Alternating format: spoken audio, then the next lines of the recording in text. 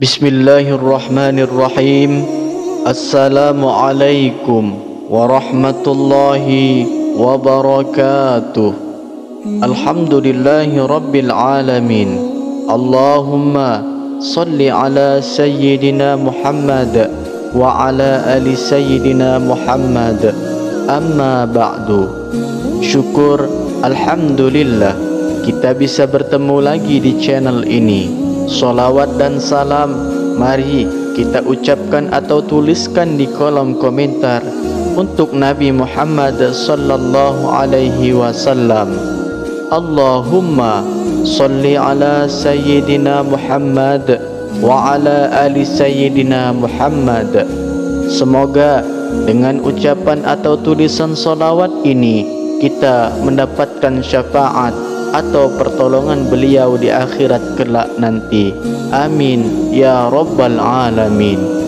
Sahabat imam muda yang dirahmati Allah, surah Al-Ikhlas sama seperti surah yang lainnya di dalam Al-Quran memiliki rahasia dan keutamaan yang sangat luar biasa yang terkandung di dalamnya.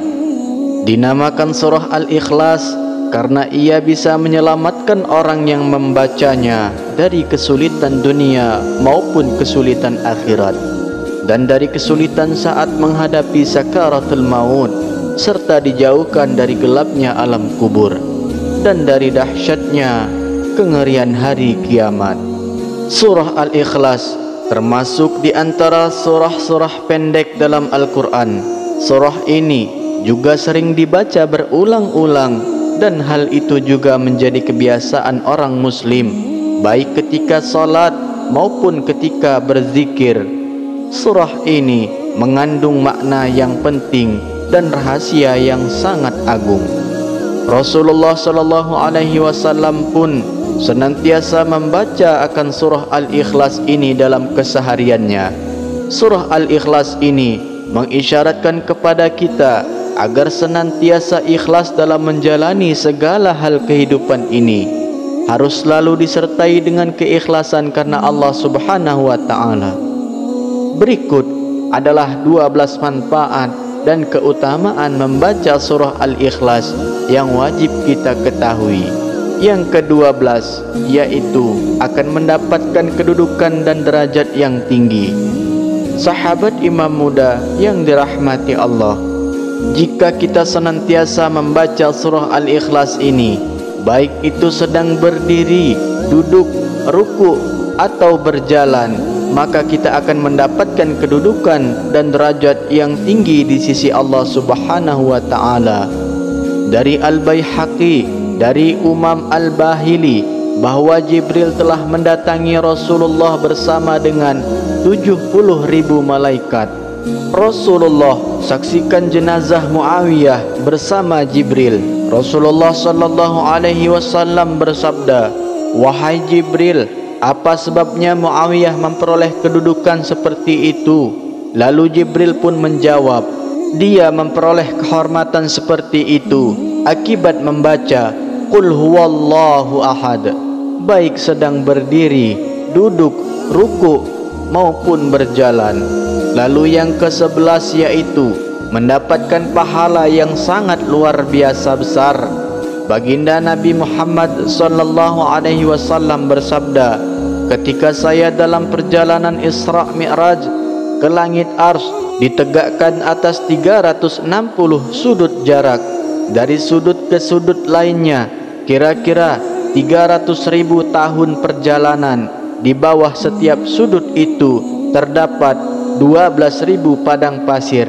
Panjang padang pasir itu dari matahari terbit sampai matahari terbenam. Di setiap padang pasir itu terdapat 80.000 malaikat membaca Qul huwallahu ahad atau surah Al-Ikhlas. Setelah selesai membaca, mereka mengatakan, "Ya Tuhan kami hibahkan membaca surah Al-Ikhlas ini kepada orang yang membaca surah Al-Ikhlas ini, baik ia laki-laki maupun perempuan." Dan para sahabat pun dibuat kagum tercengang mendengarnya. Lalu Rasulullah sallallahu alaihi wasallam pun bersabda, herankah kamu wahai sahabat-sahabatku? Lalu para sahabat pun menjawab, iya, benar, kami heran. Beliau pun melanjutkan, demi Allah yang diriku di tangannya Qul huwallahu ahad tertulis di sayap Jibril. Kemudian yang ke-10, hidup akan selalu diberkahi. Sahabat imam muda yang dirahmati Allah, jika hidup kita ingin senantiasa di dalam keberkahan dan kebahagiaan, maka baca dan amalkanlah surah Al-Ikhlas ini. Dari Anas bin Malik, Rasulullah sallallahu alaihi wasallam bersabda, barang siapa yang membaca Qul huwallahu ahad atau surah Al-Ikhlas 1 kali, maka ia akan diberkahi. Jika ia membacanya 2 kali, maka ia dan keluarganya akan diberkahi. Maka ia dan keluarganya akan diberkahi. Dan barang siapa yang membacanya 3 kali, maka ia, keluarganya dan kerabatnya akan diberkahi. Lalu yang ke-9, mendapatkan istana di surga. Sahabat imam muda yang dirahmati Allah subhanahu wa ta'ala, siapa yang membaca surah Al-Ikhlas ini, maka ia akan mendapatkan istana nanti di surga. Dari Anas bin Malik radhiyallahu anhu, Rasulullah sallallahu alaihi wasallam bersabda, barang siapa yang membaca Qul huwallahu ahad atau membaca surah Al-Ikhlas sebanyak 10 kali saja, maka akan dibangunkan oleh Allah untuknya 1 istana di surga. Dan barang siapa yang membacanya sebanyak 20 kali saja, maka akan dibangunkan 2 istana di dalam surga. Dan barang siapa yang membacanya 30 kali saja, maka akan dibangunkan oleh Allah 3 istana di surga. Umar bin Khattab bertanya kepada Rasulullah, ya Rasulullah, kalau begitu akan banyak istana kami di surga. Maka Rasulullah sallallahu alaihi wasallam pun bersabda, Allah lebih lapang, Allah lebih luas daripada itu. Maksudnya, bagi Allah berapapun jumlah istana yang ada di dalamnya merupakan hal yang mudah baginya. Lalu yang ke-8, akan diampuni dosa-dosanya. Dari Anas bin Malik radhiyallahu anhu bahwa Rasulullah sallallahu alaihi wasallam bersabda, barang siapa yang membaca Qul huwallahu ahad atau surah Al-Ikhlas sebanyak 50 kali, niscaya akan diampuni dosa-dosanya selama 50 tahun. Kemudian yang ke-7, mencegah fitnah dari siksa kubur. Rasulullah sallallahu alaihi wasallam bersabda, barang siapa yang membaca surah Al-Ikhlas pada saat sakit yang membawa pada kematiannya, maka mayatnya tidak akan busuk dalam kuburnya. Dan dalam hadis lain yang menyatakan akan terhindar dari fitnah kubur, aman dari kesempitan kubur, dan para malaikat akan membawanya melalui sayap-sayapnya, melalui titisan Siratal Mustaqim hingga sampai ke surga. Lalu yang ke-6, bisa melunaskan hutang-hutangnya. Pada suatu hari Rasulullah sallallahu alaihi wasallam sedang duduk di Masjid Madinah. Tiba-tiba datang rombongan yang mengusung jenazah untuk disolatkan, dan para sahabat mempersilahkan Nabi untuk mendapatkannya. Beliau bertanya, apakah mayit ini meninggalkan hutang?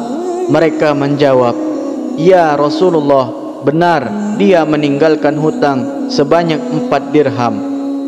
Lalu beliau bersabda, saya tidak mau mensalatkan mayat yang punya hutang, maka salatkan kamulah dia.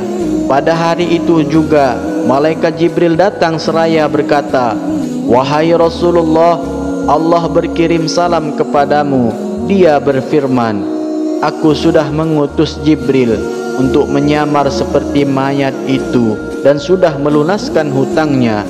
Tegakkanlah, solatkanlah dia, karena dia sudah diampuni Allah subhanahu wa ta'ala.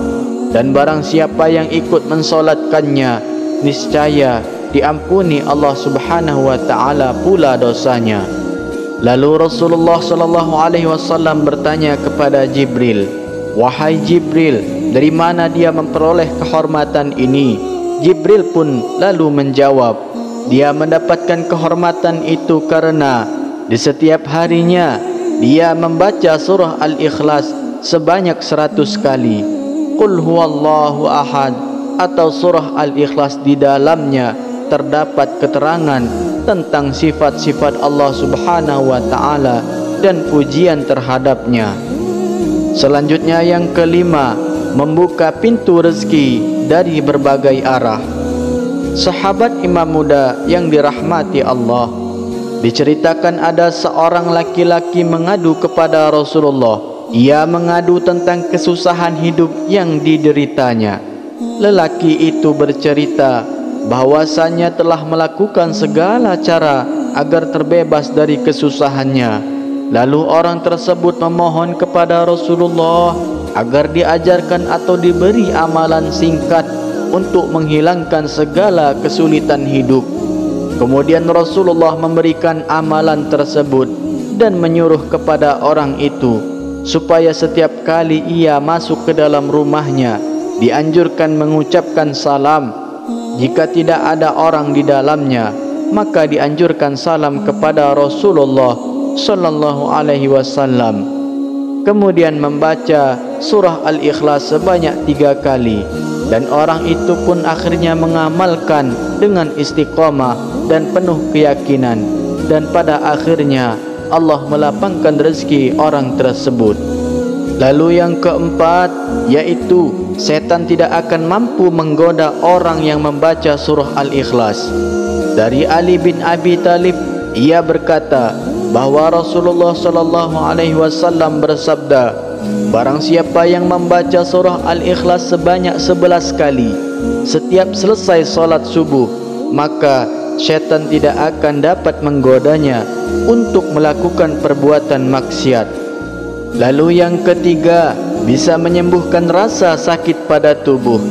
Dari Aisyah radhiyallahu anha berkata, apabila Rasulullah sallallahu alaihi wasallam mengadu merasa sakit pada bagian badan, baginda Rasulullah selalu membaca ayat-ayat berikut pada telapak tangan yang kanan, kemudian mengusapkan pada bagian yang terasa sakit, yaitu membaca surah Al-Ikhlas, surah Al-Falaq dan surah An-Nas.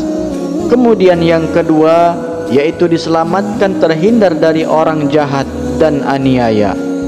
Sahabat Imam Muda yang dirahmati Allah, agar kita terhindar dari orang jahat, maka bacalah Ya Somad sebanyak 134 kali dengan istiqomah secara terus-menerus dan dijadikan amalan sehari-hari, maka insya Allah akan diselamatkan dari orang-orang jahat.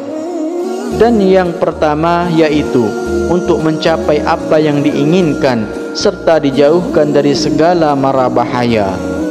Sahabat beriman yang dirahmati Allah, adapun cara mengamalkan surah Al-Ikhlas ini adalah dengan dibaca 100 kali. Waktunya antara salat maghrib dan salat isya, dan setelahnya berdoalah kepada Allah Subhanahu wa taala dengan bersungguh-sungguh agar apa yang kita harapkan dan kita cita-citakan akan dikabulkan oleh Allah Subhanahu wa taala serta dijauhkan dari segala mara bahaya. Sahabat Imam Muda yang dirahmati Allah, adapun kesimpulannya adalah sungguh sangat banyak sekali manfaat, faedah serta keutamaan daripada surah Al-Ikhlas ini. Anda bisa mengamalkannya baik ketika selesai salat, duduk, berdiri ataupun berbaring, yang pada intinya Anda mengamalkannya setiap hari dengan penuh keikhlasan, keistiqomahan agar mendapatkan manfaat dan hikmah keutamaannya serta mendapatkan ridha Allah Subhanahu wa taala. Demikian yang dapat saya bagikan, semoga bermanfaat. Apabila Anda menyukai video seperti ini, jangan lupa like, subscribe dan juga bagikan video ini agar anda mendapatkan pahala mengalir. Akhirul kalam, billahi taufiq wal hidayah. Wassalamualaikum warahmatullahi wabarakatuh.